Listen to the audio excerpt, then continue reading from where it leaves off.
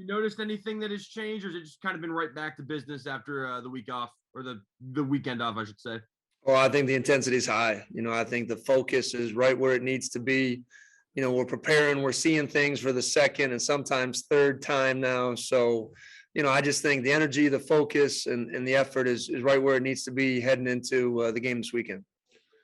Is there any kind of different wrinkles you have to do when you prepare for a number 3 team in the country, or No. I mean, like I said, we don't look at it that way. It's just another faceless opponent. We got to do what we can control. I think that's the biggest thing, right? Our job, our alignment, our assignment, our techniques. Let's double down on the focus and energy for the little things, and that's going to lead to big results. So we don't talk about that. Our guys understand what we're walking into. Another 3 team in the country in their place in a great environment. Our guys understand that. So what can we control? And that's us. That's our effort. That's our focus. That's us watching tape. If we make a mistake, wiping that clean and keep moving. They're a good football team that's going to make plays, and we're going to have to weather adversity and keep moving. So that's been the focus of the week. And today I thought that really embodied that type of work. I have to ask, anything new on Khalid or Cade? No, I think they'll both be out there padded up and hopefully ready to go. So I think they're progressing nicely, and I think hopefully both of them will be ready to go. And then one other guy that just kind of in that realm, do you have an update on Armani Archie? I know there was said a few weeks ago that he was probably a ways away.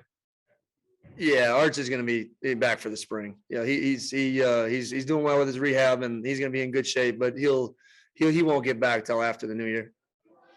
Thanks, Coach. Good luck this week. You bet. Thank you.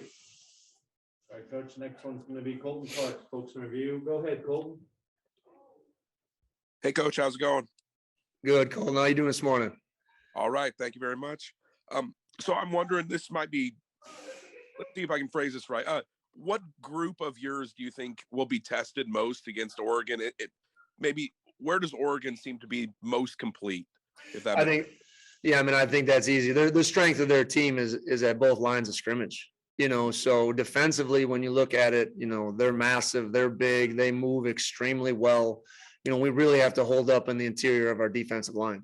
And our edges, who've been, I wouldn't say the biggest surprise, but the most consistent group within our defense, have to be disruptive and has to have a good game, and they have to play the way they're capable of playing, because we do have playmakers in that group. So the D-line will be challenged for 60 minutes. They're a style that can wear you out a little bit. So we got to stay there. And then obviously everyone knows about their defensive front, and it's not just the front 4, it's the front 7, their physicality, the way they fly around.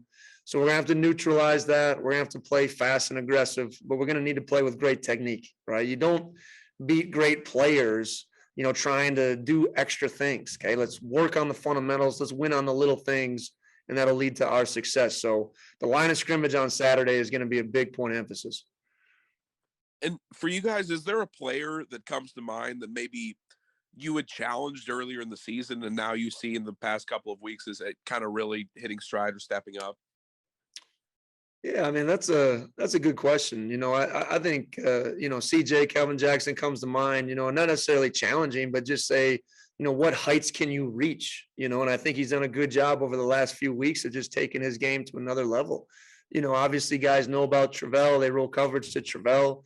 And we needed that 1-2 punch, and he's just been really good at making plays, and that's been the fun part about watching this offense go. And like even the receivers like Strip, making his play when he's had opportunities, then obviously Max and Dion being a 1-2 punch, those guys have elevated their game. So seen a lot of things on offense during our success of the last few weeks of guys cutting it loose, making plays, and just trusting themselves. I think that's a big part of the process. And you talked a little bit about the secondary Monday, but can you kind of detail what's been key in the turnaround from year to year and what's kind of impressed you about their level of play and how that's improved?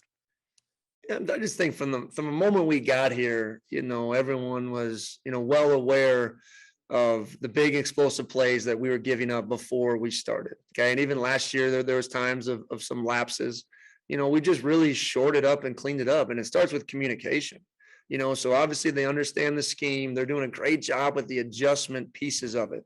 So you got to remember, when we go against our offense in fall camp and spring ball, there's just limited adjustments by what they do naturally, right? So I think our guys have done a good job of taking the scout team work, taking that from the practice field to the game field, but it starts with communication. A loud defense is a great defense, okay? I always tell our guys, you go to an NFL practice, they're so loud because their jobs are on the line. And I think they've done a good job of just accepting that and then going out and making the plays, not being afraid to make a mistake.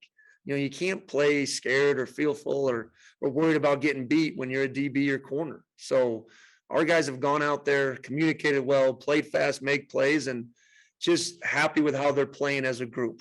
Not one person, not one individual, but we knew we could be pretty athletic, at different spots, maybe smaller than what we'd like, but very athletic, and guys can run and cover. So I think they're doing a good job of playing to their strengths.